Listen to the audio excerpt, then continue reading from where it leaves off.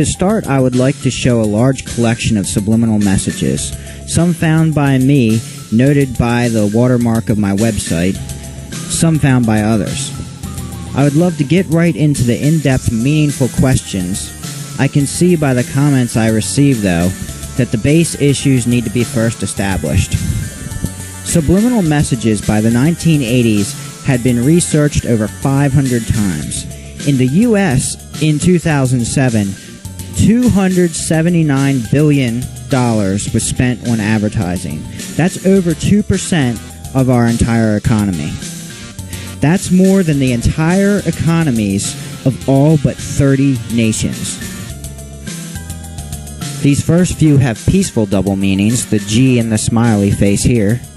It's an N, it's a W, and it's a compass pointing northwest. A bear in the mountain. A to Z, and a smile. This subliminal I found is a blatant sexual reference.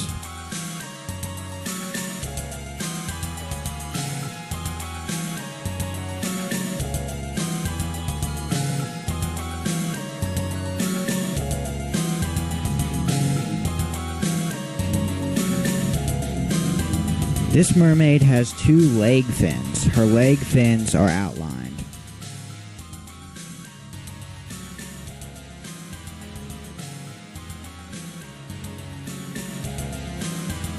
How does this image make you feel? Did you notice the smiley heart? And did you know the towel is the figure of a woman, I guess the mother?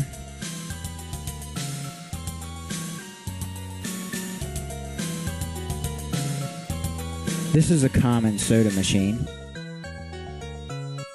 We have a female laying across the top.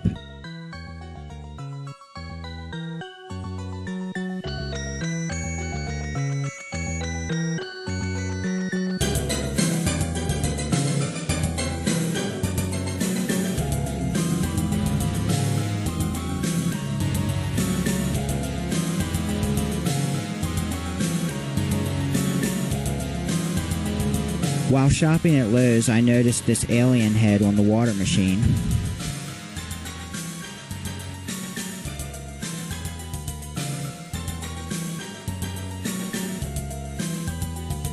Well-known Disney subliminals. This one caused a redesign of the package. This one caused a product recall. This scene was removed in 2003 with the pathetic SFX excuse. Typical skull based on the psychoanalytical death wish. Sexplosion. They know everything about you. It's no mistake. Fast food phalluses.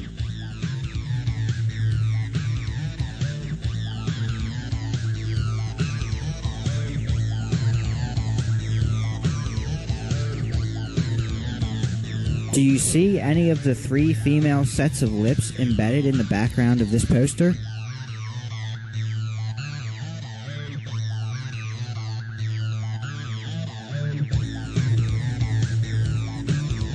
Embedded devil.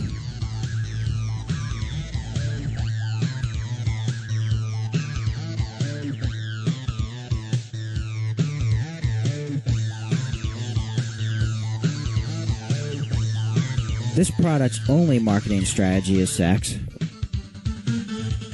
Even the Methodists do it.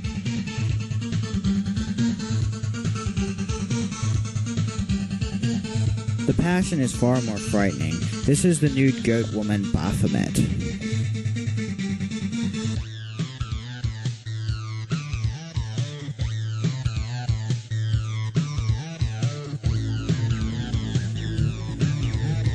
Typical faint sex embed. In later episodes, I will explain in depth the psychology of sex and death embeds.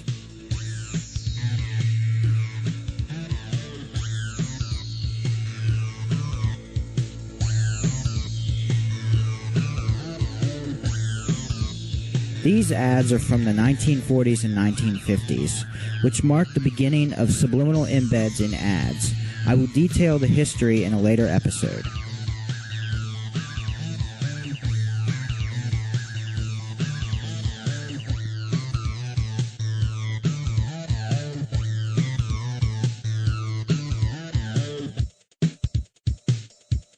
This is very primitive. It's not like this anymore. They stick to what works best, sex and death.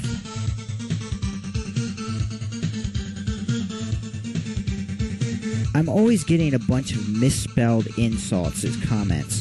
99% of the time, I've shown a subliminal in a movie or game that the viewer militantly identifies with.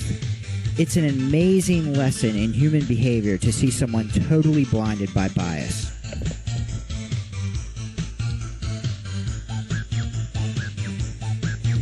Many of these illusions are based on making one object look like another.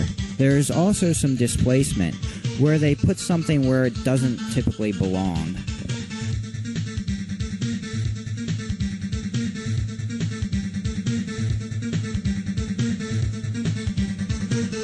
Easy to see subliminal sex.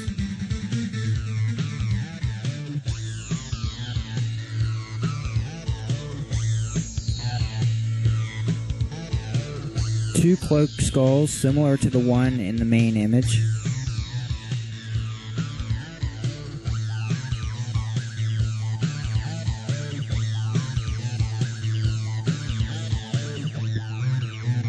In Picasso's The Dream, the woman can be viewed two different ways.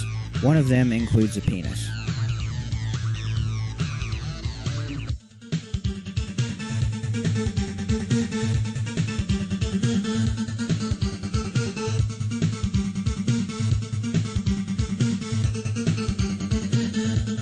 These are very typical embeds for movie posters.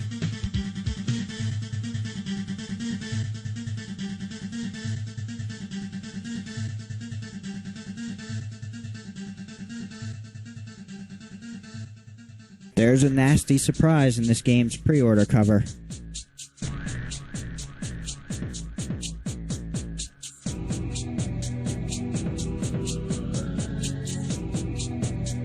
This is the GameStop skin for the same game.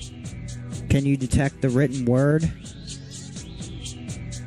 This one is almost amateur.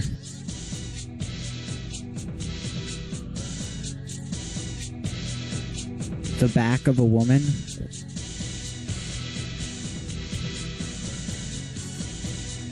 This is the other side. An artistically drawn face.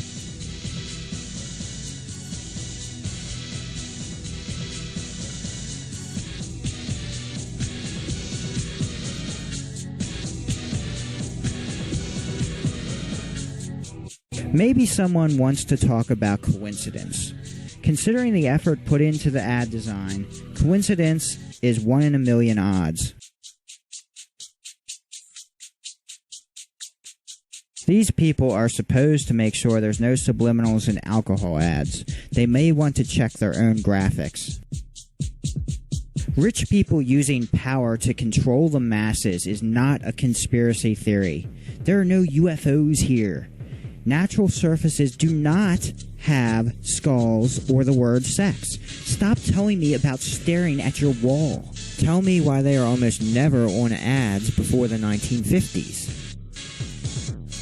The FCC is supposed to make sure subliminals are not in TV, but they've never accused anyone.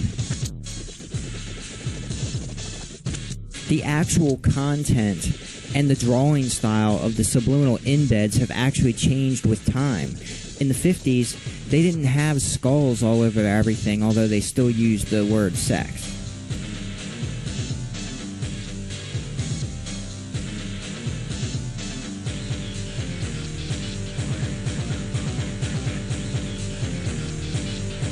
Money has subliminals. We will explore why later. Subliminal sex in comics.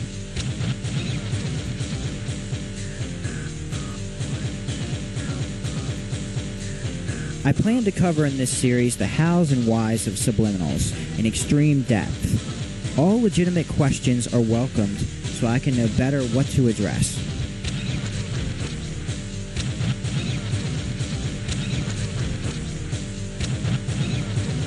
There is a small skull below the moon.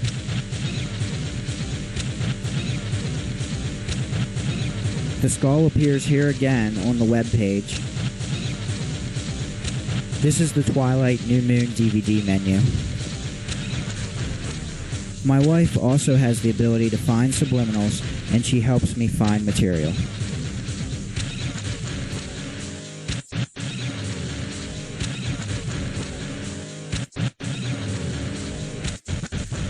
This illusion is based on the placement of the models.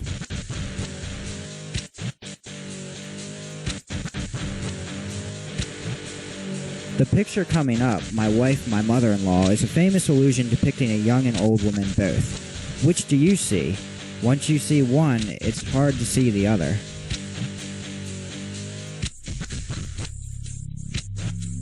The following illusions are similar.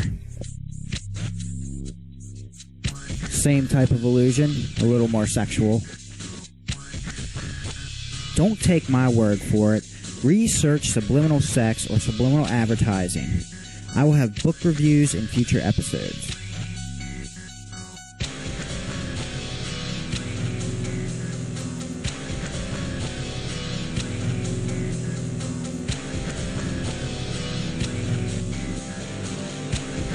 Disney has some insane fans that freak out about this one.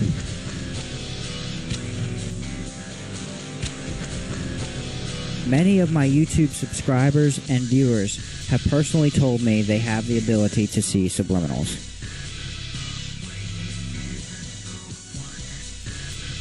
Here are a few subliminal messages from my Wonder Pets Subliminal Messages video. The horned skull. The angry face.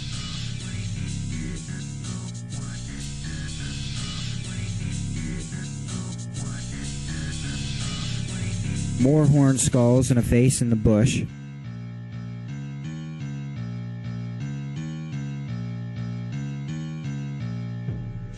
And an easy to see face on the house.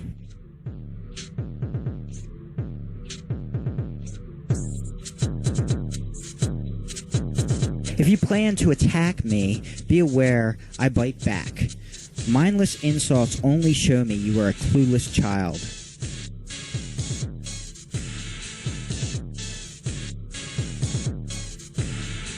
This movie's Friday debut was on 9/11, and the 9/11 symbolism is clear. A T-Rex and a face in the smoke.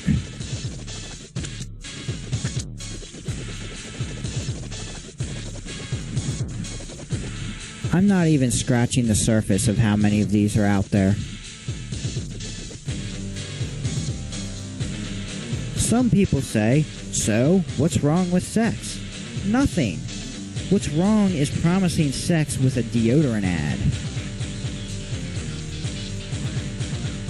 I encourage you to subscribe to my YouTube channel if you really want to know about subliminals. I will not be wasting your time. Get closer to the ones you love. Oh look, the impregnated gingerbread woman gives birth to a gingerbread baby.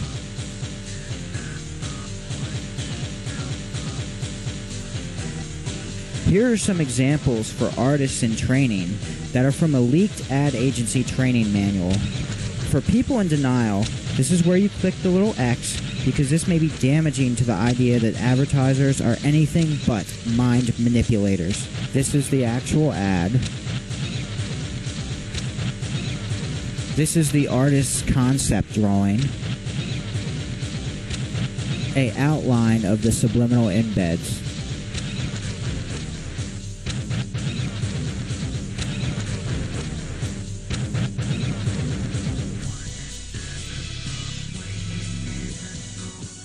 Another from the admin's training manual. And another from the advertiser's training manual. The artist's rendition is on the left. A look into the illusions.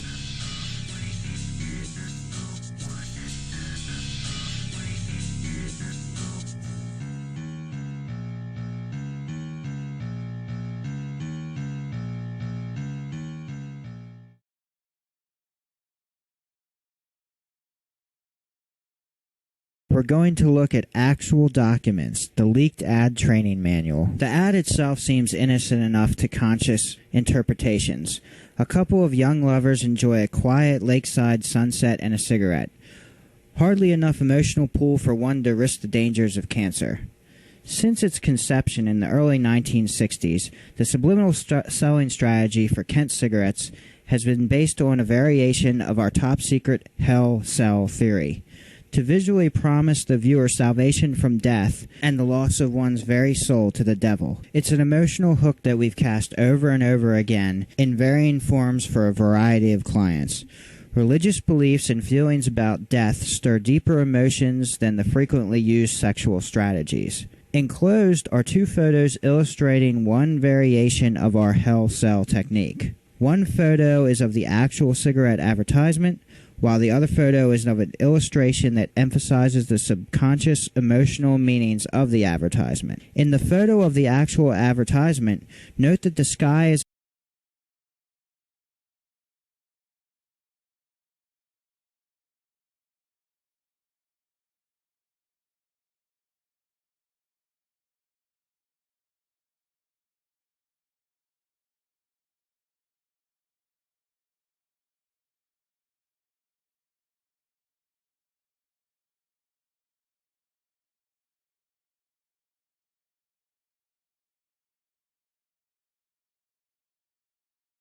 the man's facial silhouette has sharp features. His hair comes to a point above his forehead. His nose is sharp and pointy rather than round or piggish. The man's chin visually extended by his thumb. This chin area has been retouched so the chin and thumb are one. Focus on their joined hands. Note that their hands form the silhouette of a devil's face, very similar in shape to the man's facial silhouette. His pointy hair tip coincides with the devil's horn, man's left thumb. His long chin, with its retouched oneness with the thumb, coincides with the long chin on the devil's silhouette. The man is facing to the right, with a slightly downward, towards hell, tilt to his head. The devil's face, formed by their joined hands, pact of evil, is also facing to the right with a downward tilt. Notice that the female's head is also tilting slightly towards the man's. In this adds controlled context, the combination of the man's devilishly long chin silhouette, his thinking position, the devil's face silhouette of their joined hands, and the closeness of their foreheads tell the viewer at their subconscious level that they are in the act of observing some eerie mind-over-matter situation. To further aid in this interpretation, we've placed this devil's head-hand combination directly over the sun. The devil's head is visually in a superior, winning position over the sun. Near the lower portion of this weak glowing, about-to-go-out sun is a horizontal line that ends up at the sun's left edge. This simple line, placed below the blurred background horizon line, indicates that the sun is setting into the lake rather than behind the lake. The death of the sun, due to the satanic mind-over-matter powers, appears imminent. Of course, this is a physical impossibility at the conscious level. The sun symbolizes life itself. All life, as we know it, cannot survive without the sun. To visually eyewitness the end of life comes as such an overwhelming emotional jolt that the viewer's mind searches for a way to repress such matter. To provide a way out for this disturbing thought, we provided a distinctive weed directly below the horizontal sun-sinking line. This weed makes conscious lock-on relatively easy. It's easier for the conscious mind to interpret the horizontal line as part of the weed rather than to deal emotionally with the death of the sun. This evil couple, with the dying sun trapped between them, are wearing the same color and style pants. Her black leather belt is very wide and masculine appearing. It's not thin, dainty, or feminine. By giving her subtle masculine traits, we've changed their gender in a subliminal role reversal. Several of these role reversal subtleties will be brought out as the ad is gradually explained. The fact that their pants are green is no coincidence. Green is the color associated with witches. Research based on Halloween studies readily verifies that most children who choose to be witches choose green makeup. Children's stories often portray green witches. The green of their pants blends in with the green wild weeds they're standing in. Unkept or uncut weeds represent, in this context, the wild, uncontrolled, uncivilized natural element. The shoes or feet have been retouched to blend with this wild, weedy, green ground area. Feet are often symbolic of one's foundation, of being the cornerstone upon which their lives are based. Devils are often portrayed as hoofed or cleft-footed. Dastardly villains in movies, plays, and TV programs often walk with a limp or crutch of some type. This symbolizes a crippled, weak, twisted foundation on which their lives are based. By blurring the couple's feet into the weedy and wild foreground area, then airbrushing in devil faces and horror faces, we've visually shown that their lives are based on evil and death. Their souls are evil. To further enhance this evil foundation interpretation, the male's knees have been artistically distorted and warped. They bend inward at a dissonant distance, implying a weak-kneed and warped structure. The female has a dissonant wrinkle in the knee area. Both their pants are full of deep wrinkles and creases, which further enhance a weak, warped, twisted interpretation. Airbrushed into the lower leg of the female's pants is a giant spider. Another giant spider is airbrushed below it, lying upside down on the ground. These two spiders are joined at their abdomens, implying that they are mating. Since small spiders are high on the phobia index for fear arousal, it only stands to reason that larger effing ones would provide the emotional jolt necessary for conscious repression. The dissonant clues are the thin, lightly etched, almost vertical lines that form the top spider's legs. These ultra-light leg lines are much higher than any of the surrounding wild weeds and thinner than any wrinkles or creases. The spider's round bodies provide yet another dissonant clue that can't be missed by the viewer's subconscious. Note that in the man's pocket is something long and hard, as evidenced by the telltale bulge and crease. This is very close to his genital area. The devil's head silhouette is in front of both their genital areas. This mind over matter evil situation picks up sexual power of procreation with the interplay of the following elements: larger than life fornicating spiders, hard phallic object, knife, in the male's pocket, and the devil's head created near both of their genital areas. The giant spiders also imply usage of hidden webs and snares, being snared by Satan, being caught up in a web of death and despair. Spiders often paralyze their victims in order to suck them dry at their convenience, a painful and gruesome death, not the type of thing one would want to deal with at the conscious level.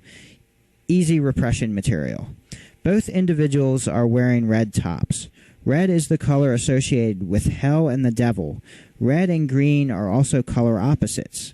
Since both of these individuals are wearing just red and green, it signifies the joining of opposites and correlates with the devil's pact theme, the union of the devil, red, with the witch, green, to forge a superior evil force capable of overpowering life. By meticulously positioning the couple, we've given their silhouettes many sharp and angular features. Pointy shapes act as a catalyst for early infantile experiences of pain, brought about by sudden contact with pointy objects. In the man's lower back area is a spike or pointy shape dissonant to the round form a sweater wrinkle would normally form. His spine appears warped. A long, pointy spike shape is also formed by the space between his lower legs. A wisp of hair has been airbrushed into the woman's nose area.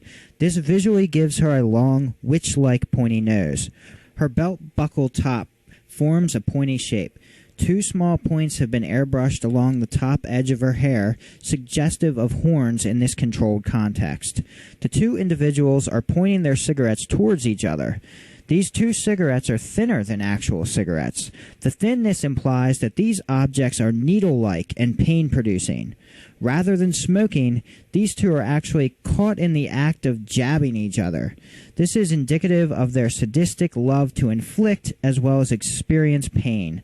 This pain-loving female is the same height as the male, rather than being smaller. He's wearing a long-sleeved turtleneck, while she sports a thin, short-sleeved top.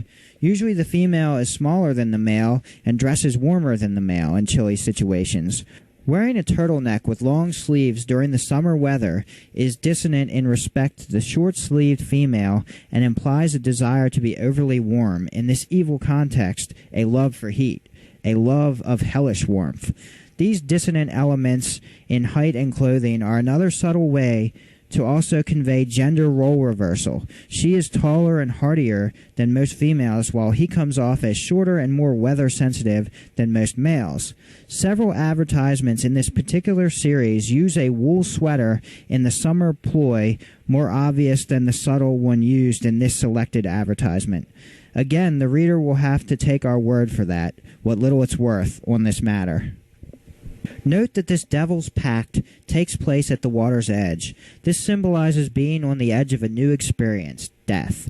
The water's edge is where one form of matter, land, meets another form, water. Two opposite forms meet and join. This correlates with the joined hands and joined spiders. A matrix of joined opposites adds power to the subliminal horror theme. Water often has spiritual and religious associations because of its ability to change form. It can either be vapor, liquid, or solid. This adds a mystical ambiance to the evil mind over matter situation confronting the viewer. The viewer is on the edge of a new experience in pain and horror. Lifeless matter often washes ashore to gather and collect at the water's edge. Creatures of prey prowl shorelines more frequently than inland areas. By now it should be obvious to the most casual observer that the viewer is in a bad situation, a situation where eternal darkness, a pain-filled death, and the loss of one's soul to Satan are imminent. By placing the viewer in such a life and death situation, we've activated subconscious instinctual self-preservation channels to the max. Very few people desire to die painfully only to spend eternity in hell. In fact, most people would do just about anything to avoid such a hellish situation. This is where Kent cigarettes come in. Note the top copy of the ad stresses the word good. The word is aligned above itself 3 times.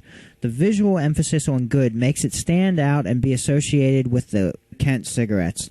By placing the viewer in a bad situation while promising them goodness with Kent, we've elevated the image of Kent from mere cancer sticks into portable packs of protection magically endowed with soul-saving capabilities. In today's violence-saturated world, where muggings, murders, and molestations happen every few seconds, goodness and protection are subconsciously sought incessantly. Every day, getting about entails contact with strangers and the placing of one's life on the line.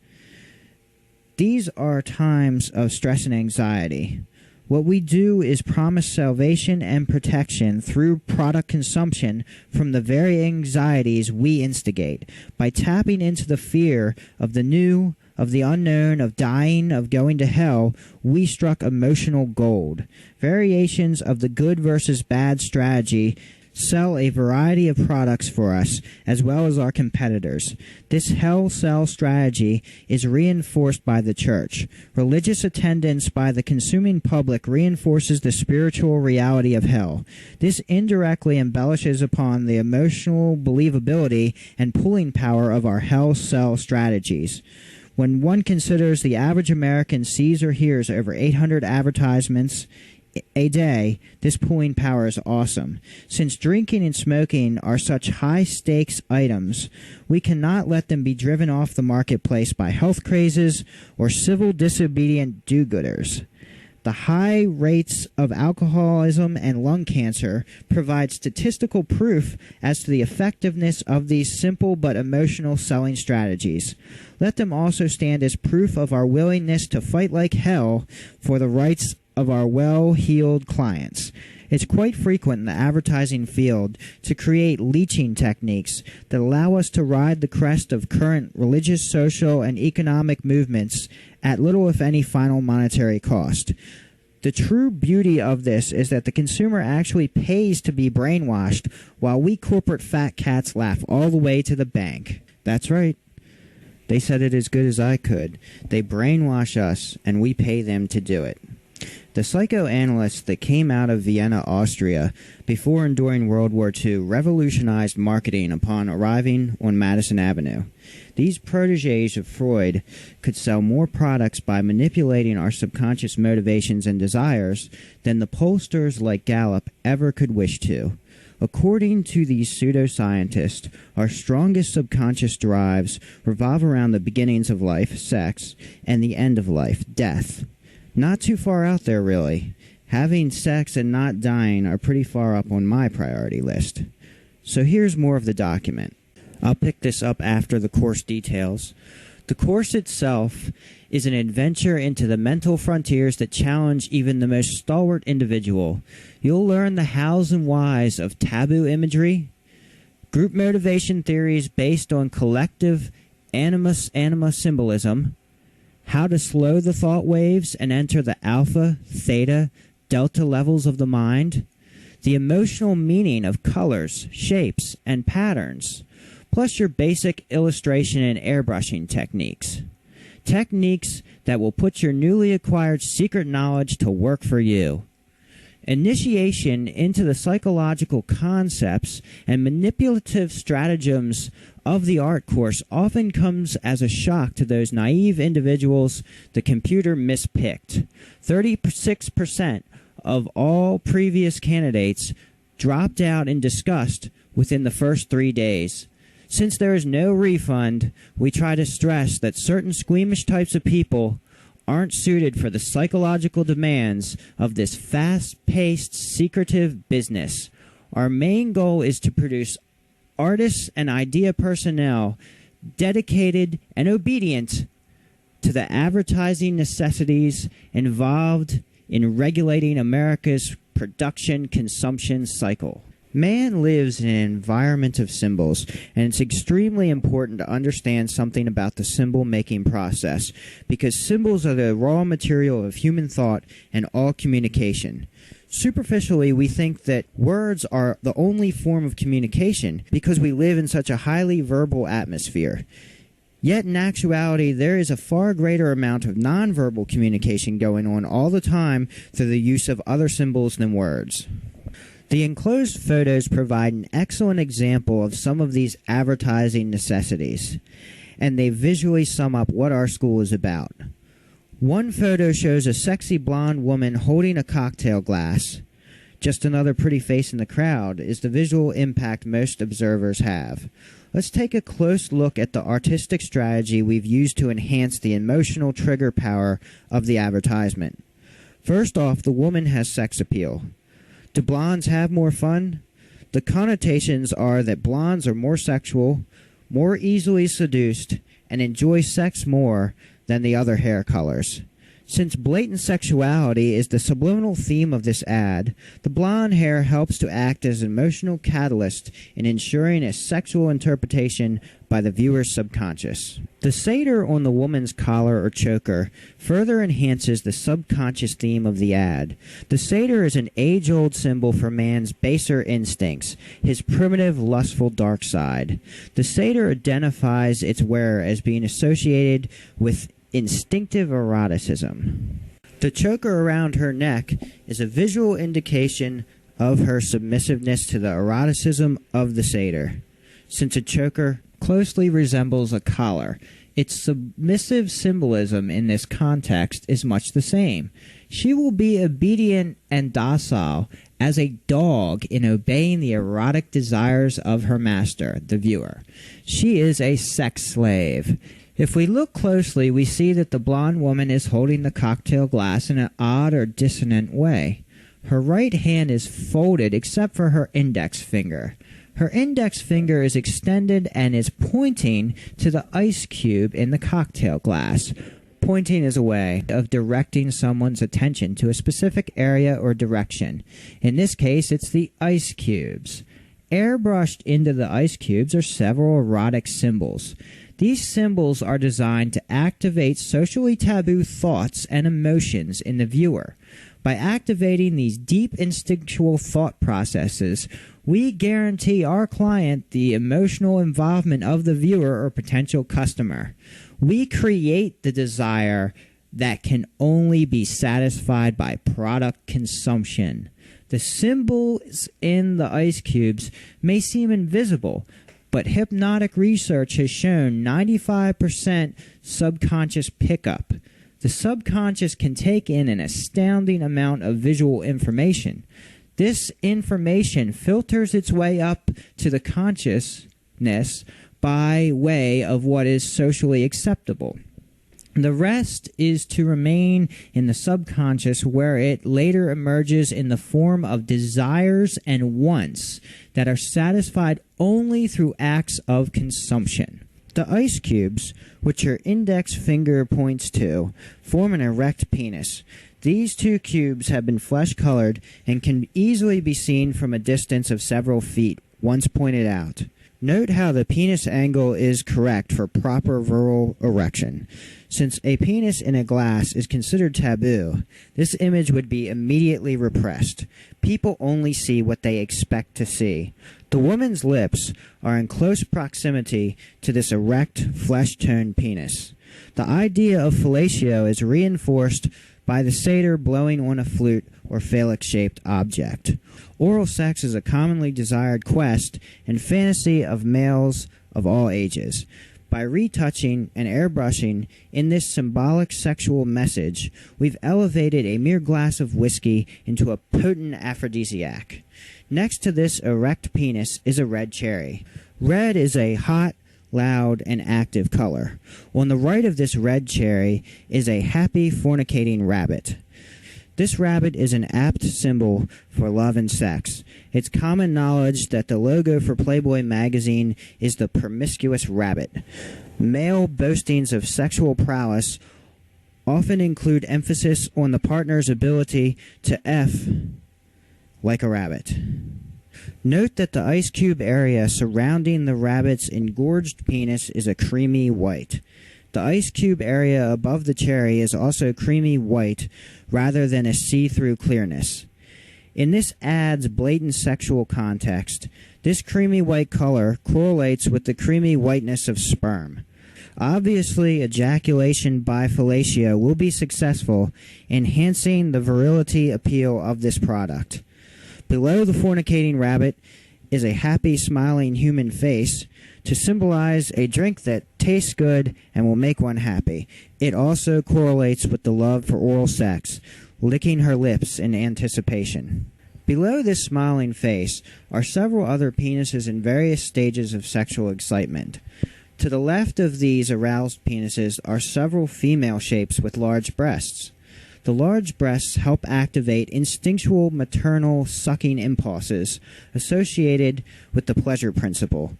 The female shapes visually stimulate any repressed sexual desire in the viewer. The model's middle finger on her left hand is visually touching the genital area of the large-breasted female shape. The middle finger is associated with sex and sexual gestures such as FU. F being a sexual connotation implying intercourse. This touching of the genitals by her middle finger is subconsciously interpreted as being bisexual or impish, game for anything, in character. Since male fantasies often include acts of lesbianism, we took the liberty to airbrush this visual enticement into the sexual repertoire our impish host is tempting the viewer with. Earlier it was stated that the satyr and choker indicated the model's willingness to be sexually submissive to the viewer's own fantasies. To help aid in this submissive interpretation, we've instructed the model to look upward. This looking upward visually places her in a lower position than the viewer. In this context, it would subconsciously be interpreted as being on her knees or at the level convenient for oral sex. The large white areas of her eyes were retouched to match the exact hue of the white creamy ice cubes. Exhaustive research indicates the subconscious reads this as she has eyes for spurting sperm. She loves climatic pleasure. She's voyeuristic. Even the copy of the ad must correlate with the erotic theme. About midway through the copy, the wording goes, "the smoothest thing since skin." This correlates with the smooth skin of the penis that she's pointing to. The rest of the copy is quite sexual when placed within the subliminal sexual framework of the ad. It brings out the imp in all of us, refers to the releasing of primitive sexual desires and impulses found in every human. Here is the final example I have from the training document. This is another ad from the Kent Good Time campaign. It seems to employ the same hell sell technique previously covered. In this ad, the female is wearing the thick sweater.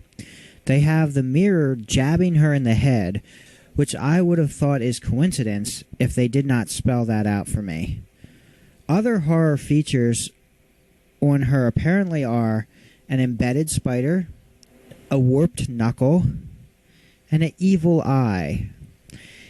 If anyone has these original ads or knows what year and in what magazines they were ran, please contact me. There's a subliminal penis near the woman's mouth. There's emphasis on both of their teeth. The man is dripping blood near his hairline with a horn shape made from his hairstyle. As he drives the car, his eyes are tightly shut. I'm no psychoanalyst, so I'm not going to try and play out whatever sick, twisted game this ad is designed to play on our subconscious mind. The hood of the car has swear words, horror faces, and devil faces embedded in it. These subliminal embeds are not just on tobacco and alcohol ads, they're on just about all ads, even ads directed at children.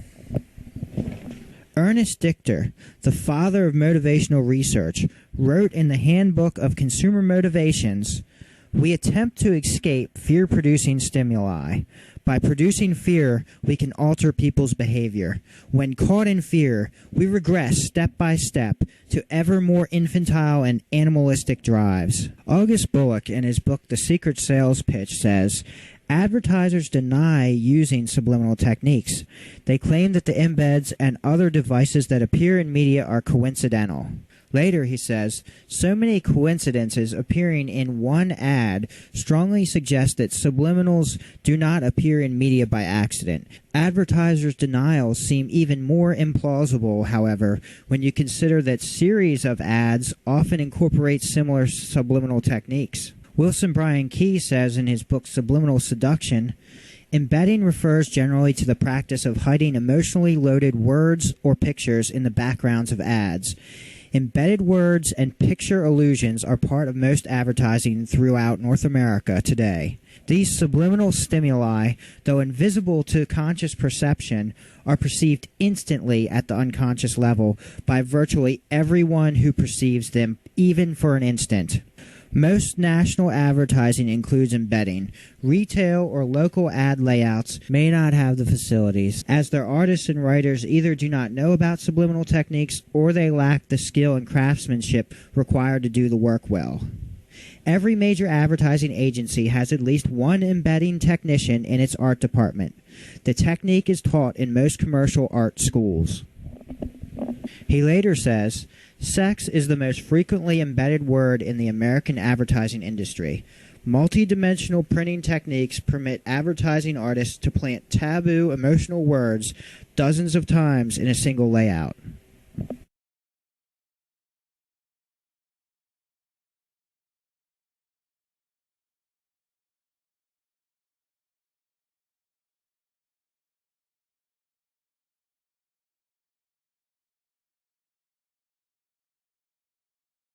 After reading the leaked ad training document and knowing that subliminal messages began before the 1957 James Vickery flashing Coke and popcorn debacle, I wanted to know the origins of subliminal messages and how they became acceptable to use on a supposedly free public. In the leaked ad training document, the advertisers say that they are regulating America's production-consumption cycle. Now we're going to find out how advertisers became social engineers, and where exactly these engineers are taking us. Optical illusions were discussed by Aristotle and also Plato. They agreed that the mind could be tricked into misinterpreting the data our senses took in. Aristotle was the first to suggest that consciously unperceived stimuli could affect dreams. Forms of hidden writing have existed as far back as 400 BC. It's very possible subliminally embedded art was first employed to send covert military communications or secret government correspondence. This would work well because it would be deniable encryption, meaning it would allow the users to deny something was encrypted with a secret message at all. This is my hypothesis, not a fact. Art may have involved hidden meanings from the beginning of art itself. That's not to say art itself is evil or sinister, but that it can be used as a tool of evil by a person with evil intention. Some would even argue that since the unconscious influences the conscious, an artist could unconsciously include subliminal imagery in an artwork without ever consciously knowing it. I have had at least 3 artists contact me who have brought up this possibility. Many artists saying something takes them over, or that they allow the unconscious to take over in a way that could be seen as similar to automatic writing, which has been used both as a way for the living to talk to the dead in occult practice and by Freudian psychology as a form of therapy. Sometimes when a subliminal message is found in art, it's misinterpreted, as in the case of Da Vinci's Last Supper, where the feminized John was painted as a woman as an attack on the church by Da Vinci, who once had to have a judge dismiss a complaint that he had sex with an underage male. There was no secret code. Optical illusions were popularized in 1826 by Johannes Müller, a psychologist who wrote 2 books on visual illusions. In 1857, an art movement came out of France called Symbolism. It lasted several decades. According to Wikipedia, the symbolist painters mined mythology and dream imagery for a visual language of the soul. That takes us straight to Sigmund Freud's publishing of The Interpretation of Dreams in 1899, often called his most influential book. Freud not only popularized the idea that man has an unconscious, but he also thought the unconscious made our decisions for us, and that man did not truly have free will. Freud called part of this unconscious the id. He saw the id as the only true self. He said is made up of animal desires and lacks personality and individuality. The id operates on the pleasure principle. It does not care about reality or anyone else. The concept of the id was put to film in the classic Forbidden Planet. The next part of the unconscious is the ego. Freud said the ego is there to satisfy the id's desire, but to balance that with social standards and reality. The ego is also part of the conscious. Then there is the superego, who is constructed out of the social and moral standards of that person's environment, also partially conscious and unconscious. One commonly depicted visualization of this is the boy with the devil and angel on his shoulders. The devil is the id, the angel is the superego, the ego is the boy. But that's not completely accurate because Freud said the id is the true self. If the id was not kept in balance by the ego, the id would run wild. The person would devolve into an animal, living only to satisfy violent and sexual drives, without the influence of the moral conscious of the superego. The ego keeps the balance by defense mechanisms such as repression, denial, displacement, and sublimation. For this reason, along with a few others, Freud felt that man needed to be controlled. He thought the best way to do this was through the repression of emotion and drives. He thought the superego could be changed by changing the social and moral standards of society itself. To quickly explain some of the ego's defense mechanisms, known as perceptual defenses. The ego deals with the demands of reality, the id, and the superego the best it can. When anxiety becomes overwhelming, the ego must defend itself. It does this by unconsciously blocking the impulses or distorting them into a less threatening form. Sublimation is the transforming of an unacceptable impulse, like sex, anger, or fear, into a socially acceptable or productive form. Someone with anxiety in this confusing world may become an organizer, business person, or scientist. Someone with powerful sexual desire may become an artist, photographer, or a novelist. According to Wikipedia, in psychology, sublimation is a term coined by Freud, which was eventually used to describe the spirit as a reflection of the libido. In Freud's classic theory, erotic energy is allowed a limited amount of expression due to the constraints of human society. Freud considered this defense mechanism the most productive of the ones he identified. Sublimation is the process of transforming libido into socially useful achievements, mainly art. Repression. A psychological attempt by an individual to repel its own desires and impulses towards pleasurable instincts, such as desires, impulses, wishes, fantasies, or feelings, can be repressed in the mind as thoughts, images, and memories. Denial. Most people know what this means, except for, I guess, those people who, in the wake of endless proof, still deny subliminal messages exist. Then claim everything is this inexplicably massive coincidence. Displacement. The mind redirects feelings from an object felt to be dangerous or unacceptable to an object felt to be safe or acceptable. Say, for instance, from sex to a product. Freud's views have been called phallocentric, with many of his theories having to do with penises. Freud was almost always seen with his cigar, a phallic symbol. He sarcastically stated, "Sometimes a cigar is just a cigar." Freud believed that the libido kept us in perpetual motion, and the goal of all this motion is to be still, to be satisfied, to be at peace, to have no more needs. The goal of life is death. He believed that every person has an unconscious wish to die. Death promises release from struggle, sometimes called the death wish or nirvana principle. This can be acted out on oneself, such as suicide or chronic alcoholism, or acted out on others in the form of violent aggression and destructiveness. Because of the wars in Europe, and Freud's understanding of the psyche, Freud felt man's libidinal forces could drive the masses into a fury of destruction. He said these libidinal forces needed to be repressed. He was like the Darwin of the mind, whose atheistic view of man and his mind reduced man to an animal, and reduced his mind to a collection of evolutionary relics and animal drives with no free will to make rational choices. It's this view of man that justifies governance by an intellectual elite. Man could not be left to think for himself. Man must be controlled. Our next stop takes us to the Woodrow Wilson administration. Could it be the administration that forced through Congress the federal income tax and the Federal Reserve Act also played a role in bringing about the unconscious manipulation of the public?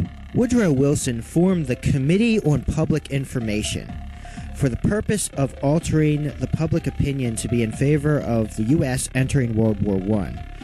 Public information should be translated to propaganda. Two of Wilson's advisors who took part in the committee were Walter Lippmann and Edward Bernays.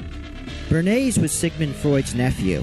He was responsible for getting Freud's books published in the U.S., and he popularized Freud's theories in America.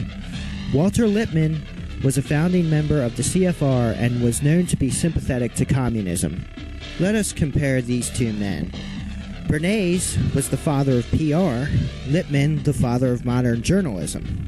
Bernays wrote the books Crystallizing Public Opinion and Propaganda. Lippmann wrote the book Public Opinion. Bernays wrote a book called Engineering Consent. Lippmann used the term manufacture of consent. Bernays was an Austrian Jew, while Lippmann was a German Jew. Bernays said, as civilization becomes more complex, and as the need for an invisible government has been increasingly demonstrated, the technical means have been invented and developed by which public opinion may be regimented. With the printing press and newspaper, the telephone, telegraph, radio, and airplanes, ideas can spread rapidly, and even instantaneously. across the whole of America. Bernays said, "The American motion picture is the greatest unconscious carrier of propaganda in the world today. It's a great distributor for ideas and opinions. The motion picture can standardize the ideas and habits of a nation." Bernays also said, "The conscious and intelligent manipulation of the organized habits and opinions of the masses is an important element in democratic society. Those who manipulate this unseen mechanism of society constitute an invisible government, which is the true ruling power of the country." He also said, "We are governed, our minds molded, our tastes formed, our ideas suggested, largely by men we have never heard of.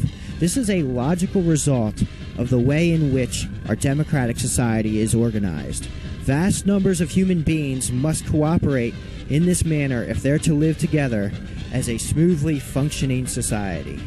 And also, "Our invisible governors are, in many cases, unaware of the identity of their fellow members in the inner cabinet." In his book Public Opinion, Walter Lippmann said that the manufacture of consent is capable of great refinements no one, I think, denies.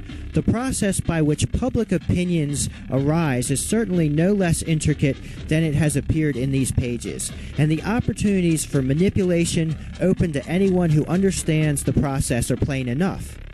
As a result of psychological research, coupled with the modern means of communication, the practice of democracy has turned a corner.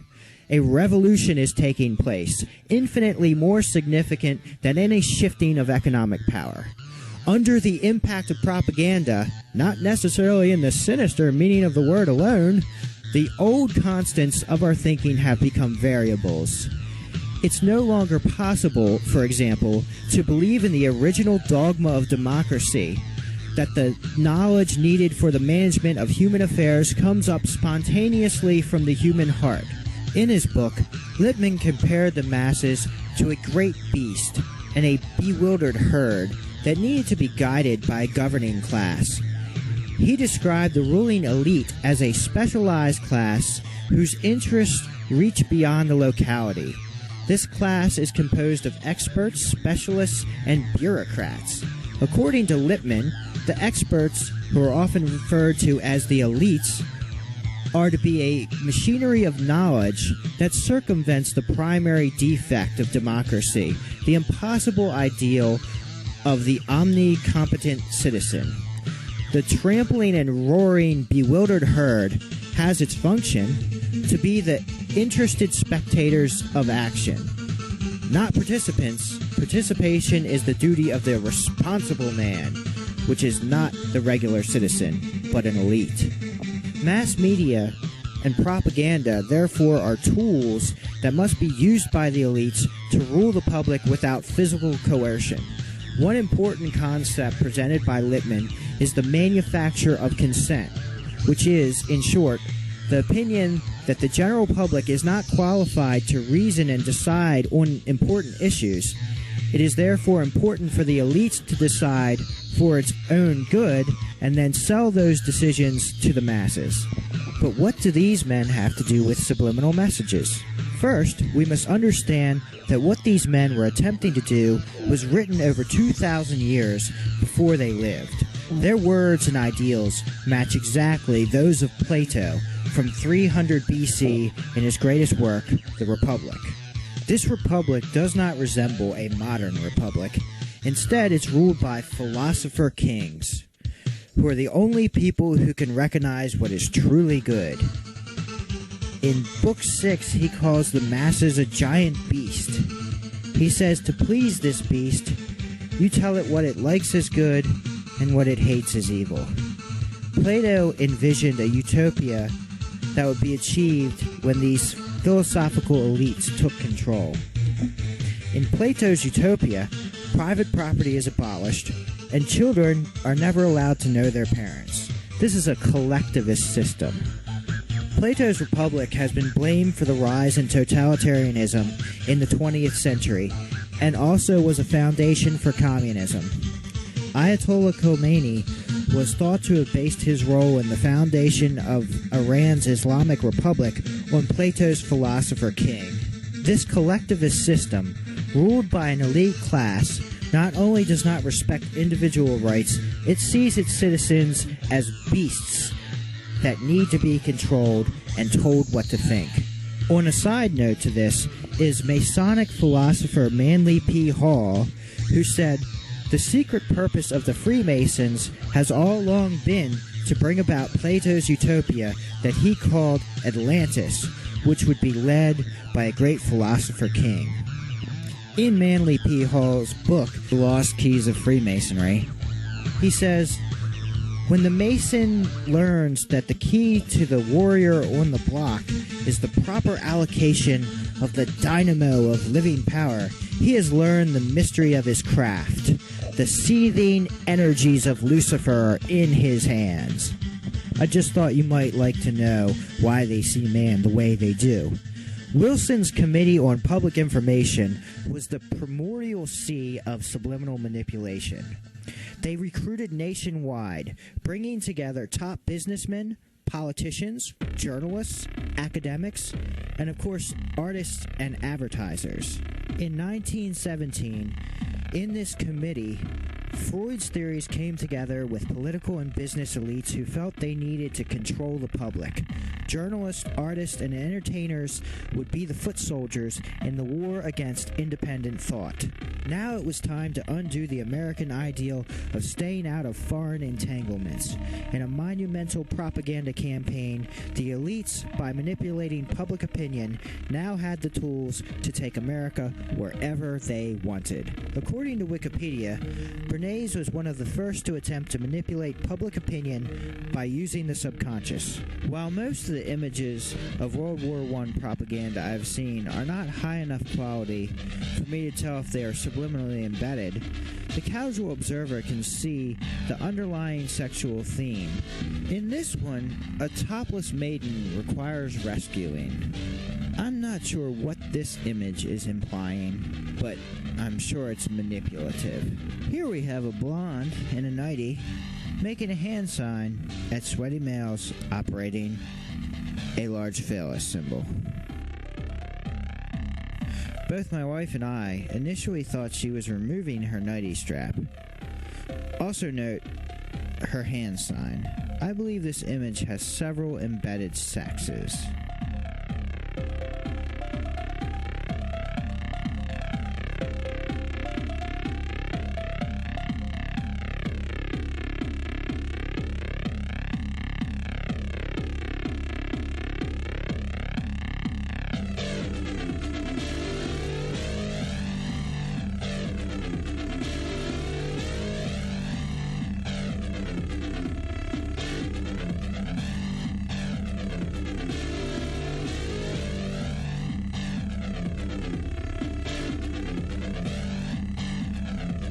Next, we have an embedded image of a soldier who is looking into the eyes of the woman.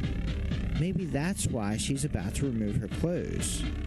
What on the surface looks like someone saying a pledge actually has a double meaning.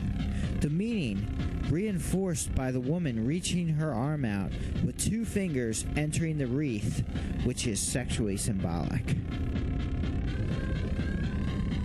Another sex that was noticed when the image was inverted.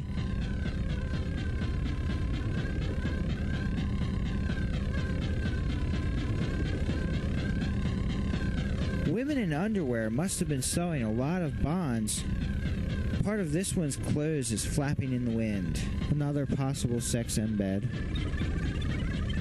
Two sexes in the flag.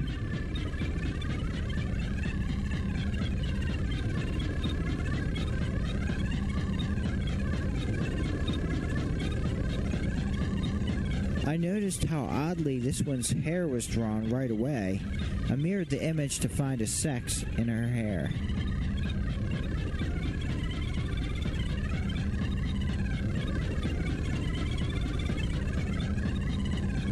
So to get America into World War I, they decided to go with the hardcore sexual sell.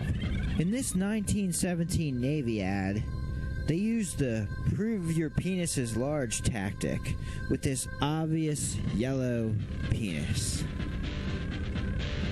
They also embedded other strange images in World War II posters that I've shown in other videos, such as a man in a top hat, a bull, and a telephone.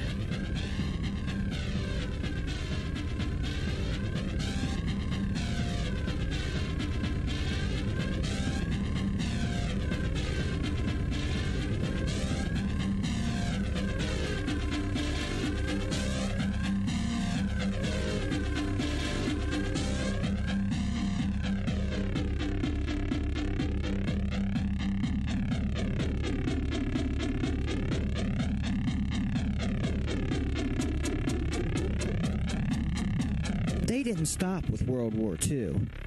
One of my favorite subliminals I've found is still on the ATF homepage. It's a sex, as well as a man. The man may be a federal agent type, or an image of Richard Nixon. It's up for debate.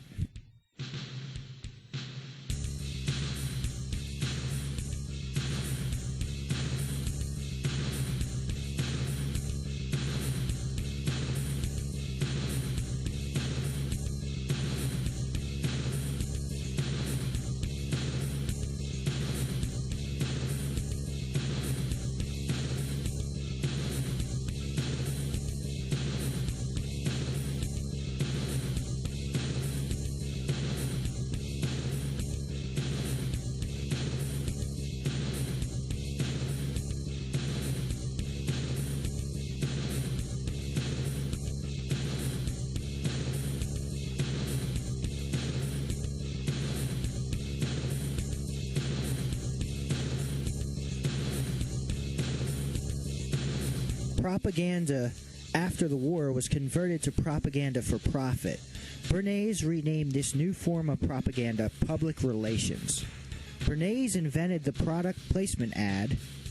He felt man's desires must overshadow his needs. He advocated not selling to intellect, but instead selling to the desire to be happy. He saw cigarettes as a symbolic penis.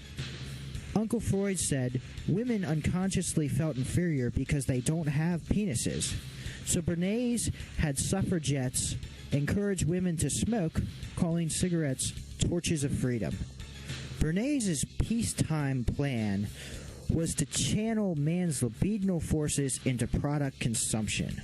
The irrational masses that needed to be controlled could now fuel the greedy desires of the few, while also displacing or sublimating their violent and sexual desires onto the purchase of a product. Now a product is no longer just an object. Now it can be a status symbol, a statement of how virile you are, of how large your penis is. It doesn't matter how far you go in debt, as long as you have proven how virile you are and how very large your penis is. This can easily be observed by watching the midlife crisis male buying that sports or luxury car that puts them heavily in debt. We now buy products to confirm that we're good parents, to become free, to make ourselves more sexually attractive, to provide ourselves with a reward, to enhance the female body image, as a solution to loneliness or nostalgia, to be a good wife, father, husband, and to become wise. The manipulators turned to business to fulfill the people's desires, and business turned to the psychoanalysts to increase their profits. The result was a society that viewed their own self-worth by the purchases they made and the products they purchased. Meanwhile, more artists and better artists were being hired and contracted to create commercial advertisements. One of the earliest known commercial applications of subliminal messages was on a 1916 cover of the Saturday Evening Post by Norman Rockwell. Wilson Bryan Key documented the subliminal sex on Rockwell's cover for the Saturday Evening Post, but according to Norman Rockwell, The Underside of Innocence, there are many instances instances of subliminal sexual embeds in other Norman Rockwell paintings as well. Some other subliminal embeds pointed out in the book Norman Rockwell, The Underside of Innocence, are several phallus symbols, androgynous characters, and implied incest between Rockwell's family members. One example of this is from later on in Rockwell's career when he did propaganda posters for World War II, one of them being Rosie the Riveter. Rockwell's Rosie the Riveter is somewhat transgender, as many of Rockwell's characters were. According to Norman Rockwell, The Underside of Innocence, the image is based on Freud's phallic mother, which I don't have time to get into. According to the author, Rosie's riveting gun is a phallus symbol.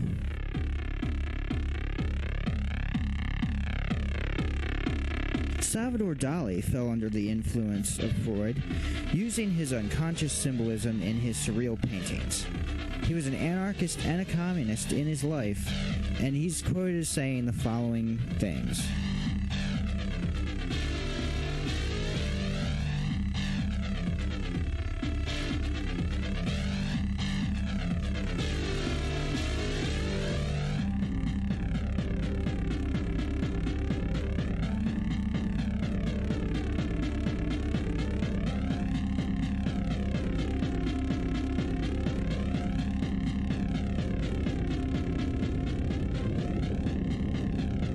Now, the subtle manipulation techniques of the artists and the musicians would be used by corporations to sell products to the masses. Now, instead of listing the product qualities, they list the emotional needs the product will fill. Ernest Dichter pioneered what was called the depth approach to motivational research, where ad focus groups were mentally probed for hours by psychoanalysts just as a mental patient would be probed. Ernest Dichter, in his book Motivating Human Behavior, said, "Much has been said about subliminal methods. Although they are not as dangerous as they've been made out to be, they are also not as ineffective as others pretend. However, we do not have to look for mysterious and magical formulas for flashing messages lasting 1/100th of a second on a television screen. What we can use instead, much more effectively, is background material or something that is even more subtle, the ad behind the ad." On May 18th, 1956, the New York Times printed an article with Gerald Stahl, Executive Vice President of the Packaging Designers Council. He stated, "Psychiatrists say that people have so much to choose from that they want help. They would like a package that hypnotizes them into picking it up." He urged food packers to put more hypnosis into their package designing. In 1934, Dichter started a psychoanalysis clinic on the same street in Vienna as the now elderly Sigmund Freud lived. In 1939, upon coming to New York, Dichter offered several companies his talents as a psychoanalyst to help them gain customers. His first consulting job was for Esquire, where he told them to focus on the nude pictures in the magazine. Next, he told Ivory Soap that bathing was an erotic purification ritual. After that, he told Chrysler that American men saw a car as a kind of mistress. According to Freud on Madison Avenue, Dichter told Chrysler to put in sexual double entendre into its advertising. "It fits me like a glove, and you just slip in it," were two lines he suggested. During World War II, he became a program psychologist for CBS and did some anti-German propaganda. In Dichter's first book, The Psychology of Everyday Living, Dichter explained marketers had to address consumers' emotions, irrational behaviors, and unconscious drives, which were much more basic and powerful than logic. Ernest Dichter was made famous by the book The Hidden Persuaders. Some of his motivation techniques were phrase completion, association tests, and the Rorschach inkblot test. It was Dichter that came up with the great idea to put candy in the grocery store checkout lanes. According to Freud on Madison Avenue, Dichter's perfect world was the human being being his or her own god. He said, "I like to think of man as a higher ape, an animal who loves to grasp, whose palm is an erogenous zone." Dichter told Ronson Lighters that a flame was a symbol of sexuality. After reading that, I realized one of their logos was a figure-ground illusion. One way it's a flame, the other way it's a vagina. Dichter invented the focus group. According to Freud on Madison Avenue, after the fallout from Vickery's flashing "drink Coca-Cola and eat popcorn," Dichter, who was a firm believer in the science of subliminal perception, was worried that Vickery's stunt would give motivational research a bad name. The book also says, no ID prober was better known than Ernest Dichter, who is busier than ever sticking his nose into consumers' collective unconscious. Dichter had achieved almost mythical status with many in awe, if not afraid of the uber shrink. Dichter thought women bake cakes as an act of fertility. He recommended his clients emphasize a creative, fertile moment in their ads. He said women like bug sprays instead of more effective products because killing the roaches with a bug spray and watching them squirm and die allowed the women to express their hostility towards men. In 1960, he published The Strategy of Desire, where he said, "Whatever your attitudes towards modern psychology or psychoanalysis, it has been proved beyond any doubt that many of our daily decisions are governed by motivations over which we have no control and of which we are quite unaware." He said, "About the only label most Americans look at closely are those disclosing the proof of the liquor they buy." Dichter told his clients to think twice about featuring more blacks in advertising, saying blacks wanted to see white models. In 1971, he published Motivating Human Behavior, where he claimed that continuous economic growth could solve all of the world's ills: poverty, nationalism, racism, war, and even destruction of the environment were no match for the happiness to be found in consumerism. Vance Packard said in The Hidden Persuaders, "The kind of tomorrow we may be tending toward in the merchandising of products may be exemplified by the use of depth probing on little girls to discover their vulnerabilities to advertising messages. No one, literally no one, evidently is to be spared from the all-seeing, big brotherish eye of the motivational analyst if a merchandising opportunity seems to beckon." In The Hidden Persuaders, one critic of Dichter's motivational research said, "Unless all advertising is to become simply a variation on the themes of the Oedipus complex, the death instinct, or toilet training, we must recognize that the motives which we deal with should be the manipulatable ones." This is yet another verification of the use of Freud's theories in advertising. In Motivating Human Behavior, Dichter said, "We were asked to help in motivating big companies to become interested in donating to Planned Parenthood. His advice to them is to present the problem in managerial terms. A product, in this case, children, are produced." He also told them to present Planned Parenthood as a more complicated and even more exciting project than a trip to the moon. How would you like to go to a different kind of moon? The moon of social, psychological, and political problems. Then he says, present overpopulation as a problem of negligence and stupidity. Most intelligent people react vigorously when they become aware of the possibility of continuing a mistake just on the basis of stupidity. In the final chapters of the book, Dichter tells us how to manipulate voters and how to unify Europe. One of the most interesting things about this book is the cover. It has a completely absurd subliminal message on the front. The figure on Dichter's book, when taken out of the background, is equipped with punk-style hair, breasts, a miniskirt, a bracelet, and even boots.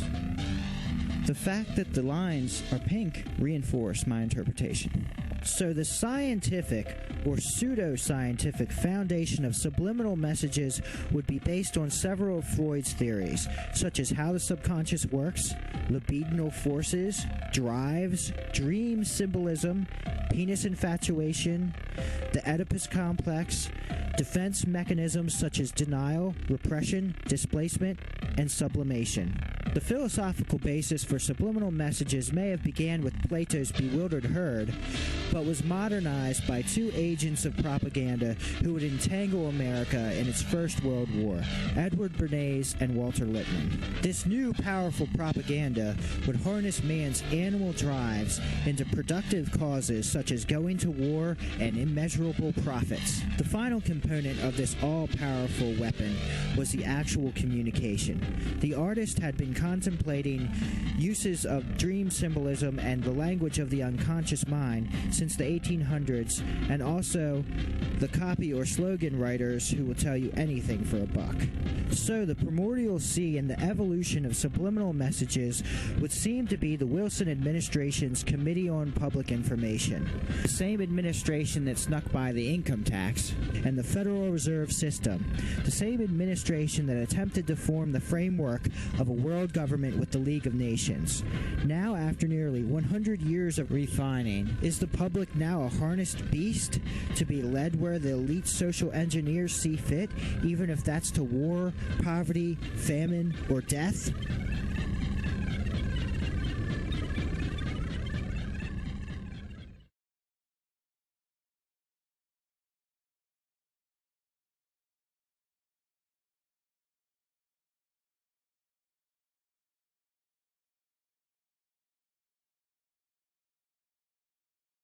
The ad campaigns referred to in the leaked ad training documents are Kent Cigarette's Good Time campaign and Hiram Walker Whiskey's Imp campaign.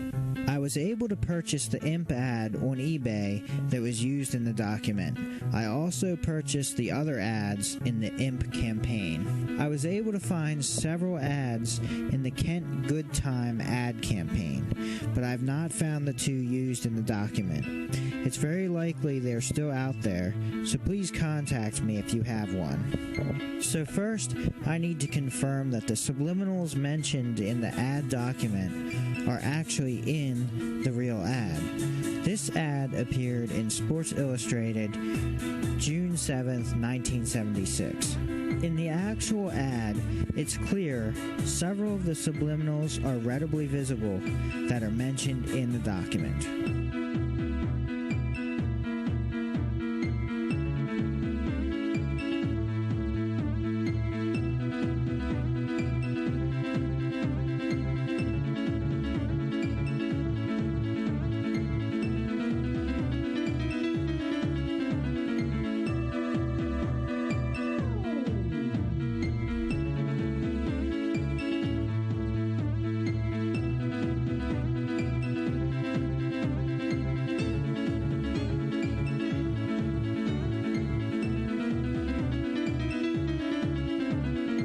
Ad from the same campaign, we have another woman whose eyes have been whitened and whose drink holds a subliminal penis.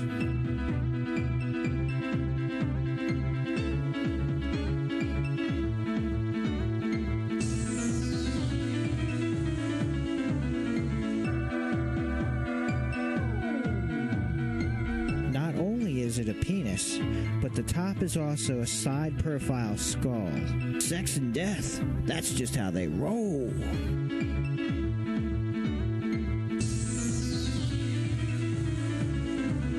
Then we have a shark getting ready to eat a little guy. So we can assume something like this is expected to have a subconscious effect. Notice her pointy fingernails. The sharks might be symbolizing that this woman is a man-eater. We have the word sex airbrushed across the model's face, then typical sexes in the clothing.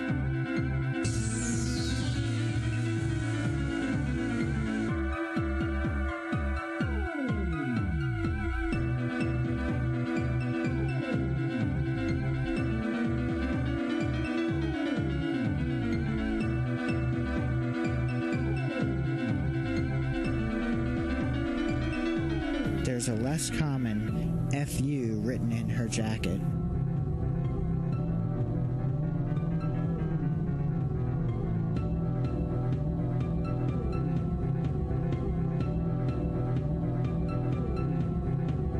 The illusion of this ad relies on the fact that the model is not grasping the handle of the glass. She is actually grasping something that lurks behind the glass. The object is not a shoulder, as your filter would have you believe. The flesh behind the glass has another meaning. The true meaning of this ad is that this wet female is raising a penis to her mouth. In this case, a strand of hair adds detail. But beyond this simply being a scene of fellatio, we also have several other subliminals. Another penis is located here, but this penis is okay because it's equipped with a smiley face. It's ridiculous because the smiley penis is very apparent once pointed out. The document mentions the imp girl's middle finger. This one's middle finger is between Pan's legs. There's a skull inside the fruit ring.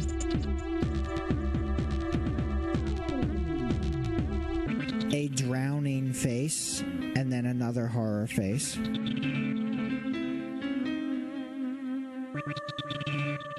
This ad I think of as the hippie version of the imp ad. Well, not as overtly sexual, it has the word sex large and clear.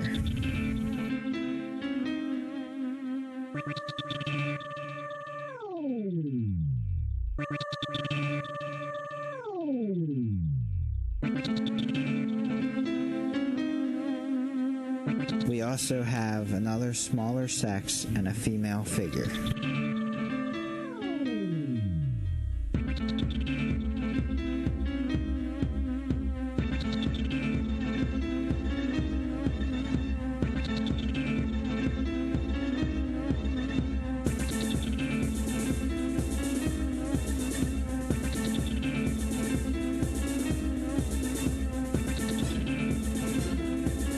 The impression that I get is the woman's fingers are spreading something.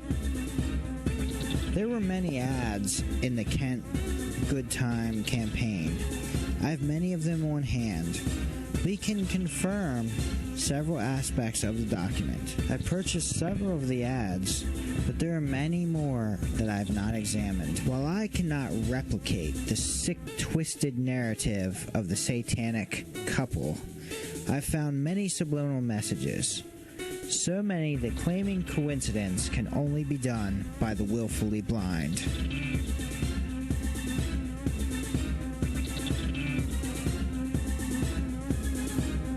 In this Kent ad, we have another evil couple with similar sharp angles.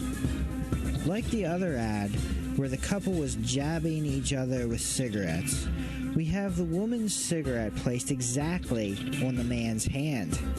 His hand grabbing a red arrow, or as these ad men might say, a red arrow pointing to hell.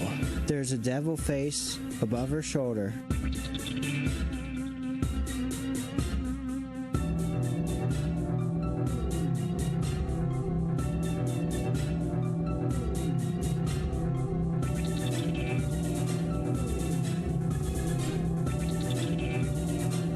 And a sex.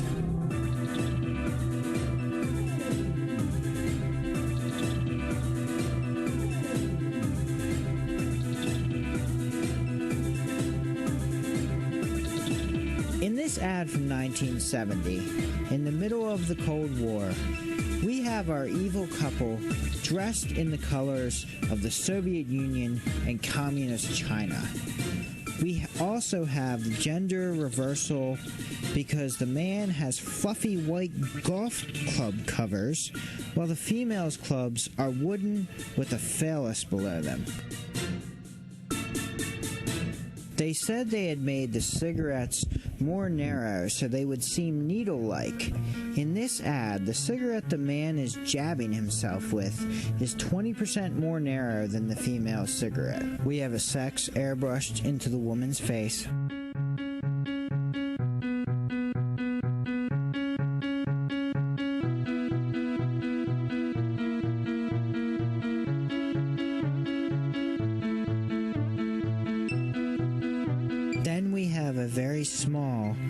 clear sex. You may have also noticed the woman's ring resembles a skull.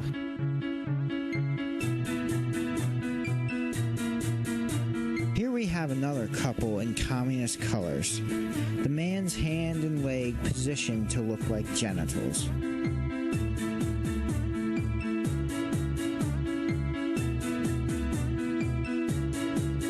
This couple, contrary to the title, does not appear to be having a good time. The woman is huddled over a cup of coffee and looks like she's not enjoying the cold weather. We have some embedded sexes that are fairly visible. The best way to see these is to first lock onto the S, or sometimes obvious straight lines of the X, before attempting to see the whole word. Once you identify the shading of one letter, the others will become apparent.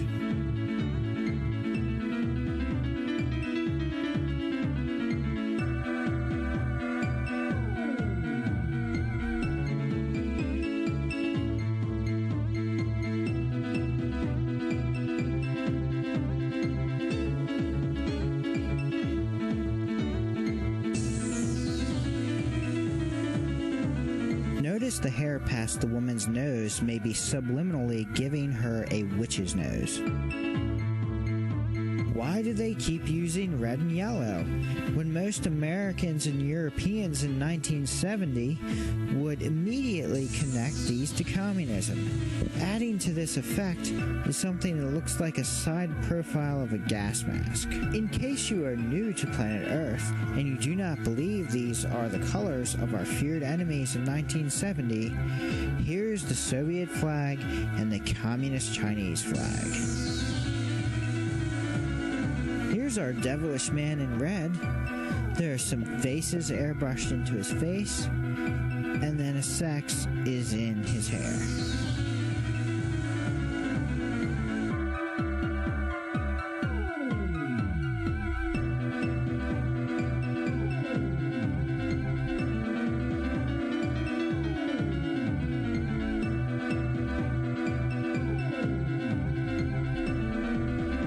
In this ad, 3 short years after the Cuban Missile Crisis, we have the caption, "Brighten up your taste."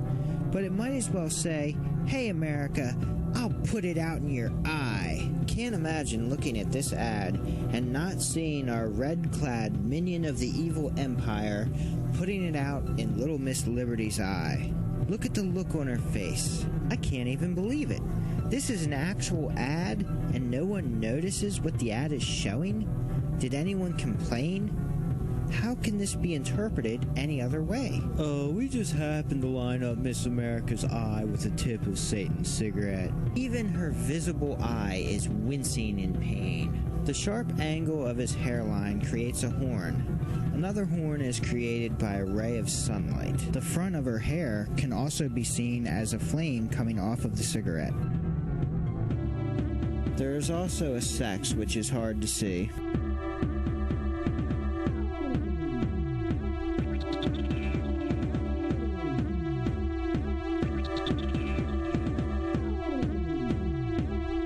An easy to see skull or devil in the bottom of his hair.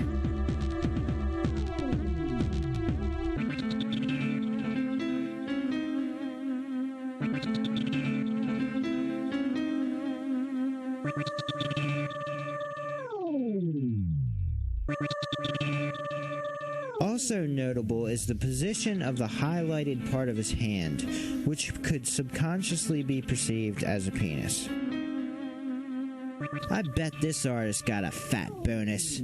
Sex and violence against a woman, a communist attack on America, and only Kent can save us from this satanic evil.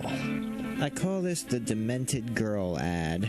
Perhaps her strange, squinty-eyed smile is directed down to the cigarettes lifting towards her skirt, which is most likely a metaphor for the intentions of the young man. We have 2 easy-to-see embedded sexes.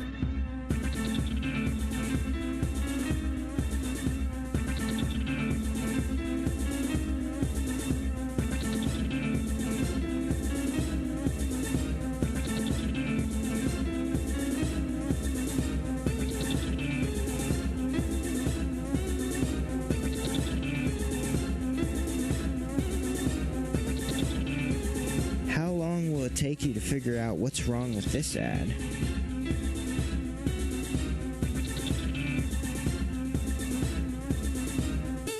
How could it physically be possible for his pants to be poking forward past the fence post? It's as if he had a third leg. Anyway, we have the fence post they're leaning on appearing to also be a giant cigarette coming out of the Kent pack. Here are two sexes. We could just do this all day. I'm just pointing out a few of the problems with a few of the ads.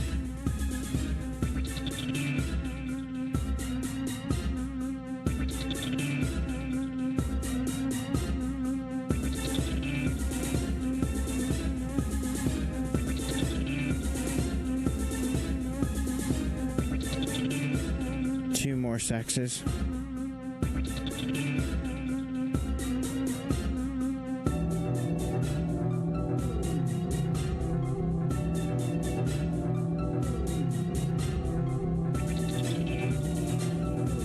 Here we have the halo symbolism, which was used in Mad Men for the popsicle ad. Here is an example of its use in Catholic art. It should be noted that the halo is never in the Bible and was originally from the Greek depiction of the sun god Helios. This ad from 1967 was created closer to the ads in the document than any of the others I have. I know this because they transitioned the placement and look of the Kent box a few times, and this one's just like our ads from the document. Also, the graphic is full page. We have unkept grass, just as in the ad from the document. A man dressed in a sweater more warm than the female. Oh, and gee, they just happened to line up the bread and two oranges in front of his crotch. She's even looking down towards the bread penis. We have all types of stuff embedded in the grass, so if you have any publications from 1969, you may have some of the ads from the document.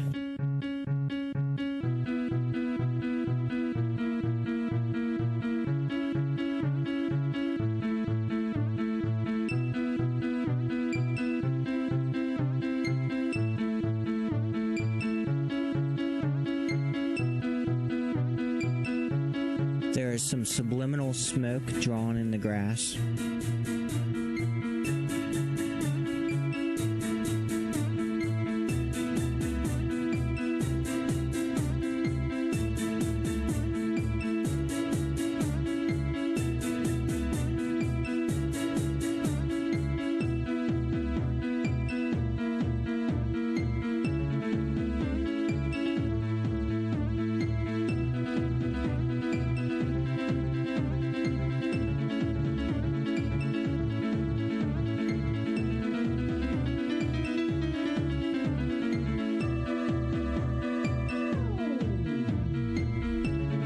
This Kent ad subliminal is widely known and reported on.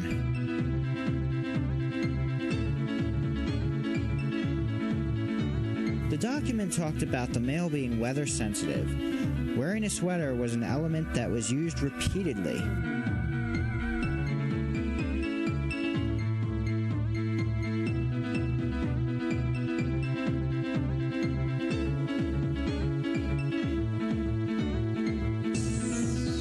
Jabbing with cigarettes.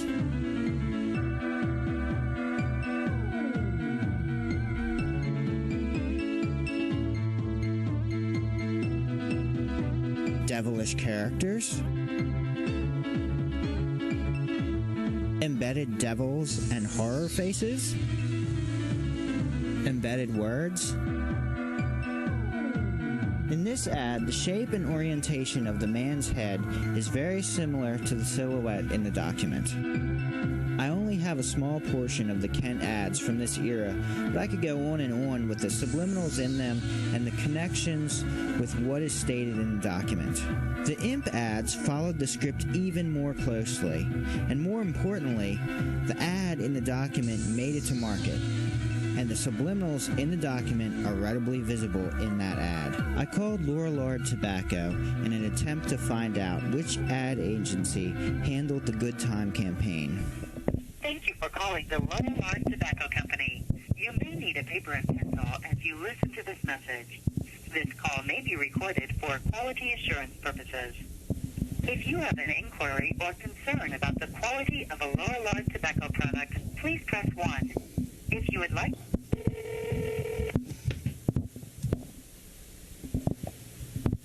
Low-light calculations, may you please? Hi, I was hoping someone could tell me what ad agency did the Kent Cigarettes Good Time ad campaign from 1965 to 1971. I am not sure, so let me switch you to the operator and she'll direct your call. One moment.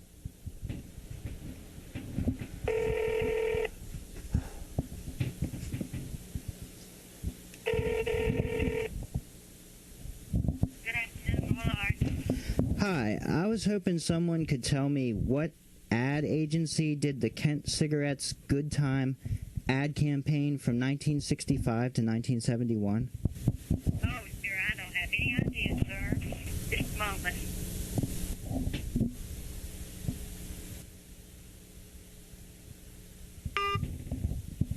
My signal was perfect. They simply hung up when my question made it past the secretaries. Is there a reason why they don't want to talk about the Good Time campaign? Is it because they know their secret was leaked? In a later call, they told me they had no idea who did the ads and no way to find out. Yeah, I wanted to know what ad agency did the Kent Good Times ad campaign during the late 1960s?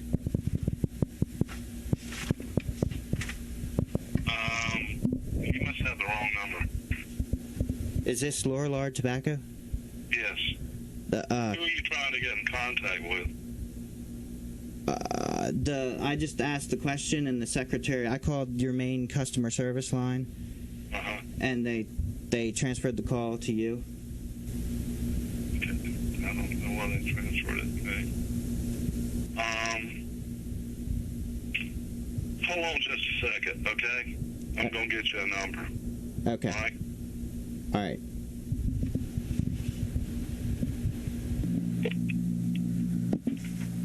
This is Tina Wilkins. Yeah, I wanted to know what ad agency did the Kent Good Times ad campaign during the late 1960s? Gosh, sir, I would have no way of knowing that.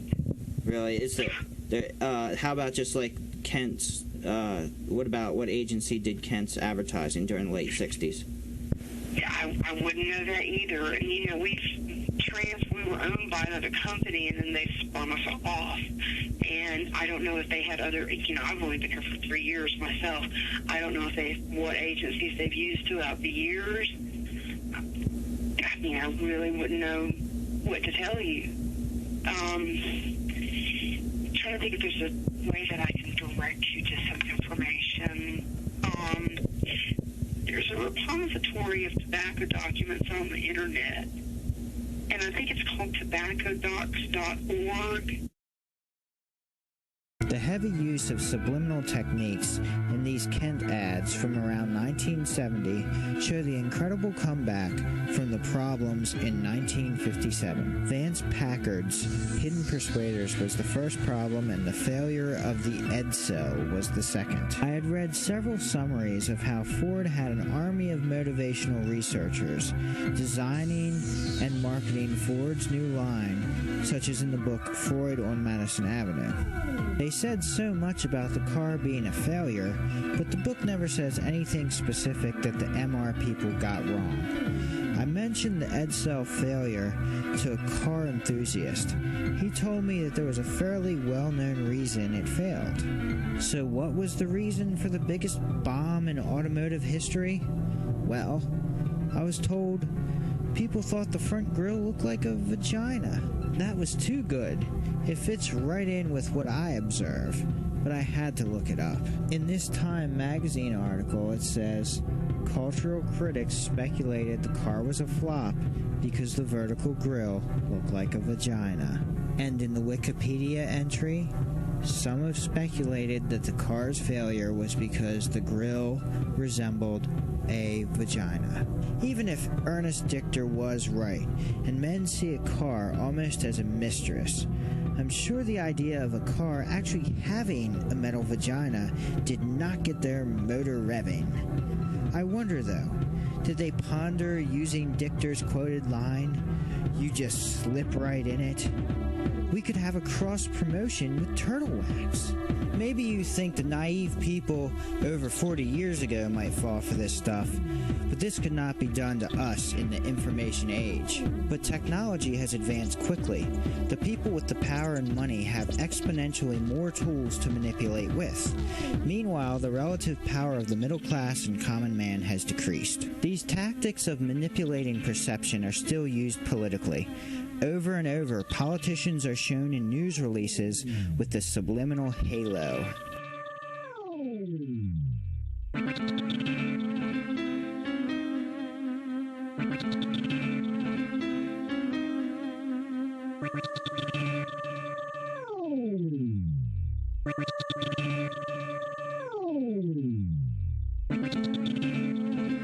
Or even as Christ.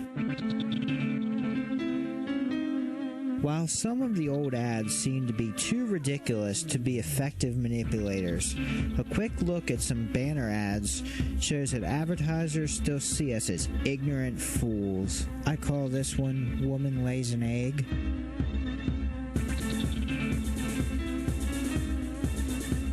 Wait, how do we stay asleep? So a bunny rabbit will keep me asleep all night? Okay, so the most I can gather is if you're a woman, having a lesbian lover will help you sleep through the night. The reason I'm using this one is because the picture resembles what is called a death mask. Subconscious shopping, a new ploy. Their hypnotic shop will deploy an array of strategies to touch people's subconscious and make them buy. The installation will be a full sensory assault, using visuals, smells, and subliminal messaging to influence customers' purchasing patterns. Reading the consumer's mind. The pig and poultry industry needs to recognize the power of the consumer's unconscious mind if it is to get its marketing messages across effectively. It's not just about giving consumers all the facts, he said. Consumers were not rational in their behavior, and it was often the subliminal messages they received that would influence their shopping habits. Anything wrong with this? Sex posing? Don't think this is intentional? Then why don't you explain what Verizon is going to expose, considering the background is a shower? On this thumbnail picture for a news story, Reuters news service must have noticed the word behind the poster.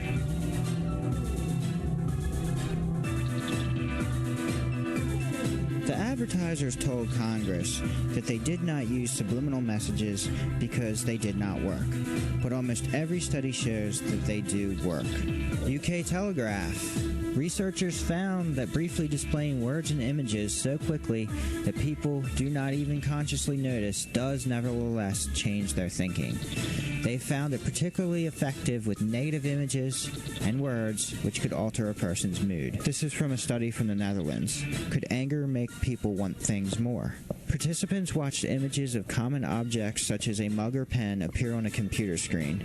They were unaware that just before each object appeared, the screen quickly flashed either an angry, fearful, or neutral face. These subliminal images tied to an emotion to each object. The participants had to squeeze a hand grip to get an object they wanted, and those who squeezed the hardest were more likely to get it. The participants expended more effort to get objects associated with angry faces, the study found.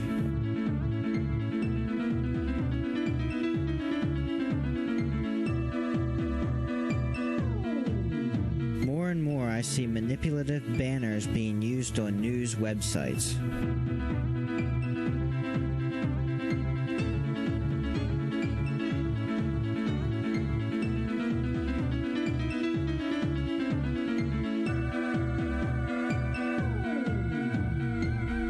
Sometimes people say satanic subliminal messages don't make sense because they don't believe in God.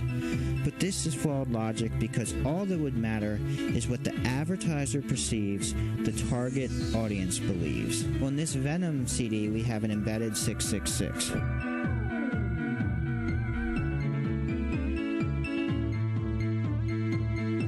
This Sting album also features a 666.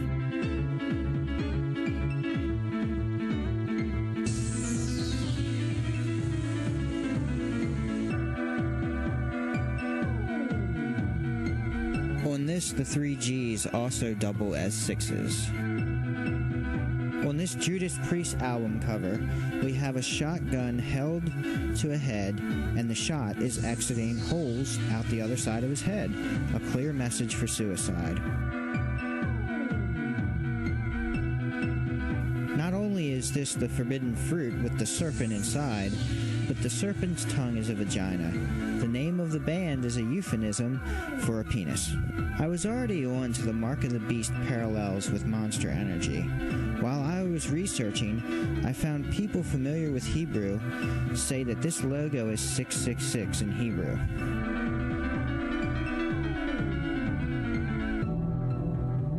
This is reinforced by the tagline, Unleash the Beast. The O is also obviously a cross. Some of their promotional material features people making the devil hand sign. I also will add that the term beast is often used to refer to animals. Many large animals scratch into trees with their horns or claws to mark territory, such as bears and wildcats. This would look similar to the monster logo. So on several levels, this fits as symbolism for the Mark of the Beast. On the Monster Chaos can, we have the occultic symbol for the zodiac, which is the circle with the cross through it, which was also adapted by the corrupted Christian denominations. The Antichrist is referred to as the lawless one, which would result in chaos. Of course, they use normal tactics as well. Moving forward from here, we know technology will continue to play a greater role in our lives. I've already seen subliminals placed in Android apps. It's going to be hard to avoid letting the devices we now use to empower ourselves from becoming tools of our enslavement. I'm not going to tell you this is the greatest threat to mankind and then try and sell you a book about it. What I cover is one aspect of subliminal manipulation, but most likely other forms of this are also actively being used, such as audio subliminals, or maybe things we just know nothing about. But subliminal manipulation is just one aspect of the control structure. The system that manages us has many aspects, too many to list. I think getting this message out is extremely important. I've seen it so many times. Show someone a subliminal message on something, at first they're excited, they see it. But give it 5 seconds and the smile fades away. They realize they have been deceived. It's painful when the fantasy image breaks apart. How much of my life was wasted chasing the fantasy? Is the world really this cold, with the general public being used as pawns in a game? But now, with this knowledge, we have a great tool. Unlike so many other secrets of the elite, this is one that can be seen and proven with our own eyes. I've shown hundreds of people subliminal messages one-on-one in the real world.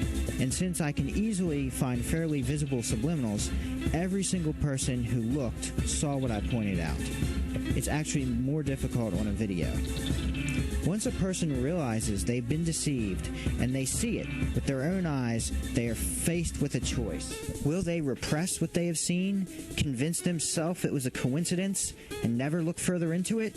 Or worse, attack with half-truths from Psych 101 or by setting up straw men? Or will they look at the facts, do the research, and contemplate what this means for their worldview? Once you understand how widespread the use of subliminal messages are, you must also realize that the great men of power in this world have deceived you and deceived the masses. Mass manipulation is a necessity to become a high-ranking politician or wealthy business person. If we do not get this information out to the public at large, these tactics will continue to be used by the elites to mold their vision for the world. Don't think their vision of the world is too bad? Well, we can argue that in another video. But look at the tactics used to sell cigarettes, which many people think are lethal. They're always squawking about overpopulation. Maybe they'll convince us to use a product that kills us faster, or just send all our kids off to war. Tell someone about subliminal messages, then refer them to my videos. Put them on your Facebook page. If you call into radio shows, do podcasts or blogging, tell people. A highly motivated minority can overthrow tyranny. We need to get this information out now in our window of opportunity before the ability to present the information is removed. This movie will be available on DVD on my website.